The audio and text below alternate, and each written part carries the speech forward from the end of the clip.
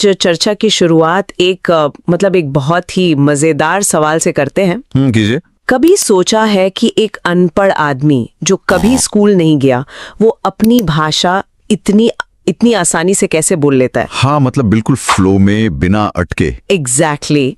और दूसरी तरफ हम हैं जो स्कूल में सालों तक ग्रामर के नियम रटते हैं, टेंस के चार्ट बनाते हैं, फिर भी दूसरी भाषा, मान लीजिए इंग्लिश, बोलने से डरते हैं। ये तो बिल्कुल सही पॉइंट पकड़ा है। एक अजीब सा पैराडॉक्स है ये।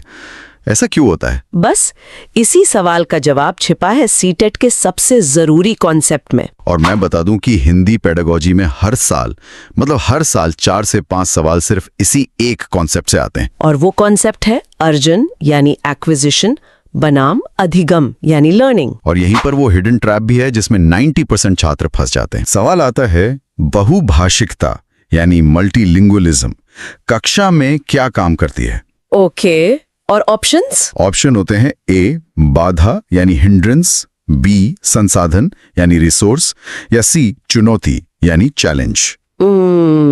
ज्यादातर लोग तो सोचेंगे कि अगर क्लास में अलग अलग भाषा वाले बच्चे हैं तो टीचर के लिए तो एक तरह की बाधा ही है। एग्जैक्टली। और वो गलत ऑप्शन चुन लेते हैं और नंबर कट जाते हैं। तो इसका सही लॉजिक क्या है और एनसीएफ 2005 इस पर क्या कहता है, इसका खुलासा हम आज की इस चर्चा के बीच में करेंगे। बिल्कुल। और ये चर्चा एक हैक शॉट की तरह होगी। आपको मोटी मोटी किताबें नहीं पढ़नी पड़ेंगी। वादा है कि आप दादी माँ की कहानियों से पेडागोजी के सवाल हल करना सीख जाएंगे। तो चलिए शुरू करते हैं। चलिए, तो सबसे पहले भाषा अर्जन यानी लैंग्वेज एक्विजिशन को समझते हैं। हाँ, बिल्कुल बेसिक से। एक कहानी से समझते हैं। मान लीजिए एक छोटा बच्चा है चिंटू। ओके, चिंटू। चिंटू अभी घर पे है, स्कूल नहीं जाता। वो अपनी दादी माँ से कहानियां सुन रहा है। पापा को फोन पर बात करते हुए देख रहा है, मम्मी को किचन से आवाज लगाते हुए सुन रहा है। एक पूरा माहौल है उसके आसपास। हाँ। अब इस पूरे प्रोसेस में कोई उसे बिठाकर व्याकरण ग्रामर तो नहीं सिखा रहा है ना? नहीं, कोई नहीं बता रहा कि ये क्रिया है, ये विशेषण है। बिल्कुल। पर 2 साल का होते होते वो बोलने लगता है, मम्मी पानी दो। हाँ, अपने आप। ये जो हुआ ना, यही है भाषा अर्जन, लैंग्वेज एक्विजिशन। अच्छा, जो भाषा अपने आप आ जाए। तो इसके कीवर्ड्स क्या हुए? सबसे पहला कीवर्ड सहज और स्वाभाविक यानी नेचुरल, ये अपने आप होता है। Okay, natural. दूसरा अवचेतन यानी सबकॉन्शियस, सीखने वाले को पता भी नहीं चलता कि वो सीख रहा है। ये तो कमाल है। तीसरा और सबसे जरूरी, अर्जन हमेशा पहली भाषा या मातृभाषा मदर टंग का होता है। और चौथा कीवर्ड है परिवेश यानी एनवायरमेंट। इसके लिए सिर्फ माहौल चाहिए, किताबें नहीं। समझ गई। तो अर्जन घर की भाषा जो बिना किसी एफर्ट के माहौल से सीखी जाती है। परफेक्ट। अब कहानी में आगे बढ़ते हैं। चिंटू अब स्कूल गया है। ओके। अब वहां उसे अंग्रेजी इंग्लिश सिखाई जा रही है। दूसरी भाषा। हाँ। अब टीचर बोर्ड पर नियम लिख रही हैं। टेंस के 3 प्रकार होते हैं। चिंटू को दिमाग लगाना पड़ रहा है, नियम याद करने पड़ रहे हैं, होमवर्क करना पड़ रहा है। अब मेहनत लग रही है। हाँ, ये है भाषा अधिगम, लैंग्वेज लर्निंग। तो अधिगम के कीवर्ड्स क्या हुए? पहला प्रयासपूर्ण यानी एफर्टफुल, इसमें मेहनत लगती है। ठीक है। दूसरा चेतन यानी कॉन्शियस, दिमाग पूरी तरह से एक्टिव रहता है। राइट। तीसरा, ये अक्सर द्वितीय भाषा सेकंड लैंग्वेज सीखने के लिए होता है। और चौथा, इसमें नियम और व्याकरण रूल्स एंड ग्रामर बहुत जरूरी होते हैं। बिल्कुल सही। तो फर्क साफ है, अर्जन घर पर, अधिगम स्कूल में।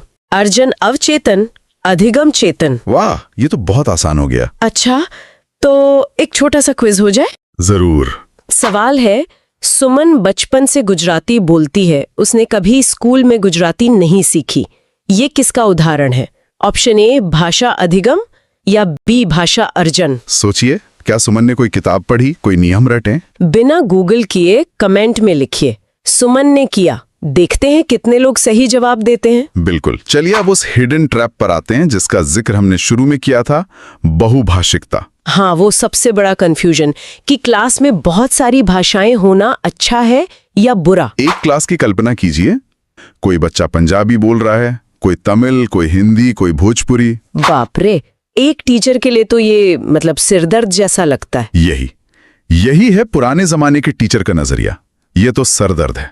तो फिर एनसीएफ 2005 का नजरिया क्या है? एनसीएफ 2005 कहता है, ये सरदर्द नहीं, खजाना है। खजाना? ये सुनने में तो अच्छा है, पर कैसे? लॉजिक क्या है इसके पीछे? लॉजिक ये है कि बहुभाषिकता एक संसाधन है, एक रिसोर्स। ओके, रिसोर्स, इसे थोड़ा और आसान भाषा में समझाइए। देखिए, जब पंजाबी बच्चा तमिल बच्चे से मिलता है तो वो एक दूसरे से नए शब्द सीखते हैं। अच्छा। इससे पूरी क्लास की वोकैबुलरी बढ़ती है। बच्चे एक दूसरे की संस्कृति, कल्चर का सम्मान करना सीखते हैं। ये तो है, एक दूसरे के त्योहारों के बारे में जानते हैं, खाने के बारे में जानते हैं। तो ये बाधा हुई या संसाधन? ये तो पक्का संसाधन हुआ। बस, तो सीटेट का पक्का नियम सुन लीजिए। अगर परीक्षा में बहुभाषिकता पर सवाल आए तो हमेशा एक संसाधन है पर ही टिक करना है, कभी भी बाधा या समस्या पर नहीं। ये तो गोल्डन रूल है। अच्छा, तो अब आप सब जो सुन रहे हैं, आप सब भविष्य के शिक्षक हैं। हाँ जी, बिल्कुल। तो आप सब एक वादा कीजिए कि आप अपनी क्लास में बच्चों को उनकी मातृभाषा में बोलने से कभी नहीं रोकेंगे। कमेंट में लिखिए मातृभाषा बराबर संसाधन, ताकि ये कीवर्ड आपके दिमाग में एकदम बैठ जाए। बिल्कुल। अच्छा, अब एक और हैक पर आते हैं, हिंदी पेडागोजी के जादुई टैग वर्ड्स। हाँ, ये बहुत काम आते हैं। ये वो शब्द हैं जो आपको सही और गलत ऑप्शन को जल्दी से पहचानने में मदद करते हैं। तो पहले पॉजिटिव टैग वर्ड्स बताइए, मतलब जिनसे सही उत्तर का पता चलता है। ओके, पॉजिटिव टैग वर्ड्स हैं अवसर यानी अपॉर्चुनिटी, मतलब बच्चे को मौका देना। हाँ। दूसरा, भाषिक परिवेश यानी लिंग्विस्टिक एनवायरनमेंट, मतलब भाषा का माहौल बनाना। बिल्कुल। फिर है अर्थपूर्ण यानी मीनिंगफुल अभिव्यक्ति यानी एक्सप्रेशन। और करके सीखना, लर्निंग बाय डूइंग। और एक और, प्रोत्साहन यानी एनकरेज। ये शब्द जहां देखें समझ जाइए कि वो ऑप्शन सही होने के चांस 99% है। वाह, अब जरा नेगेटिव टैग वर्ड्स भी बता दीजिए, मतलब जो हमेशा गलत उत्तर होते हैं। नेगेटिव वर्ड्स हैं केवल, मात्र या ही। ओनली। जहां ओनली आ गया वो ऑप्शन गलत है। ज्यादातर। हाँ। फिर है कंठस्थ करना या रटना, मेमोराइज। रटना तो हमेशा ही नेगेटिव होता है। बिल्कुल। फिर छोटे बच्चों के लिए व्याकरण एक नियम, ग्रामेटिकल रूल्स पर जोर देना। अच्छा। तो दंड या सजा, पनिशमेंट। और मानक भाषा पर जोर, फोर्सिंग स्टैंडर्ड लैंग्वेज, ये सब नेगेटिव हैं। मतलब इन टैग वर्ड्स की मदद से सवाल को पढ़ना नहीं बल्कि स्कैन करना है। सही पकड़ा। तो दोस्तों, कमेंट में लिखिए, मैं स्कैन करूंगा या मैं स्कैन करूंगी। बिल्कुल, इससे आपका कॉन्फिडेंस बढ़ेगा। अच्छा, अब आते हैं आखिरी और सबसे जरूरी बात पर, एक शिक्षक की भूमिका, अ टीचर्स रोल। तो हिंदी क्लास में टीचर का रोल व्याकरण शास्त्री यानी ग्रामेरियन का नहीं, बल्कि सुगमकर्ता यानी फैसिलिटेटर का है। बिल्कुल, और इसमें बहुत बड़ा फर्क है। क्या फर्क है? एक उदाहरण से समझिए। अगर एक बच्चा बोले मैंने पानी खाया, हाँ, बच्चे बोलते हैं ऐसा, तो एक व्याकरण शास्त्री टीचर उसे डांटेगा, गलत, खाया नहीं पिया होता है। इससे बच्चा डर जाएगा, उसका कॉन्फिडेंस कम हो जाएगा। एग्जैक्टली। लेकिन एक सुगमकर्ता, एक फैसिलिटेटर टीचर क्या करेगा? वो उसे डांटेगा नहीं, बल्कि प्यार से सही वाक्य बोलेगा। कैसे? वो कहेगा अच्छा तुमने पानी पिया, वेरी गुड। अरे वाह, मतलब बच्चे को पता भी नहीं चला कि उसकी गलती सुधारी गई और उसने सही वाक्य सुन भी लिया। हाँ, और ये सबसे जरूरी बात है, गलतियां सीखने की प्रक्रिया का हिस्सा हैं। Errors are a part of learning. ये लाइन तो हर टीचर को याद रखनी चाहिए।